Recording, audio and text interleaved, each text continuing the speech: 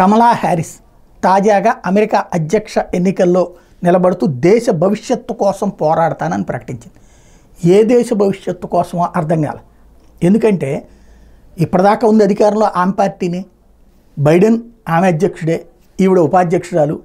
క్రిందసారి ఎన్నికల ముందు ఇచ్చినటువంటి హామీ చొరబాటుదారులు శరణార్థులకు సంబంధించి ఒక చక్కటి విధి విధానం తెస్తామని. తీరా చూస్తే వాళ్ళు అక్కడ సఫర్ అవుతున్నారు, దేశము సఫర్ అవుతుంది. ఓ పరిష్కారమే లేదు, కేవలం ఉపన్యాసాలకే పరిమితమైనటువంటి సందర్భం. ఇప్పుడు చివరికి ఎట్లయిపోయింది, అమెరికా జెండాలు తగలబెట్టే స్థాయిలో చొరబాటుదారులు నడుస్తున్నారు. కంట్రోల్ లేదు, వ్యవస్థ అడ్డదిడ్డం అయిపోయింది. చివరికి శరణార్థుల చేతుల్లో అమెరికన్ చచ్చిపోతున్నటువంటి పరిస్థితి. శాంతి భద్రతలు లోపించిన అనడానికి సాక్ష్యం ఏకంగా ట్రంప్ మీద జరిగినటువంటి హత్యా ప్రయత్నం. ఈ రోజు వరకు ఓన్లీ అసలు చంపినోడి గురించి కూడా అసలైనటువంటి ఆధారాలు సేకరించినటువంటి పరిస్థితి. అలాగే ఇజ్రాయెల్ వారిని రెచ్చగొట్టి, ఇజ్రాయెల్ హమాస్ మధ్యన రెచ్చగొట్టి అక్కడ చేతకాని ఇదైంది విదేశాంగ విధానంలో, రక్షణ విధానం.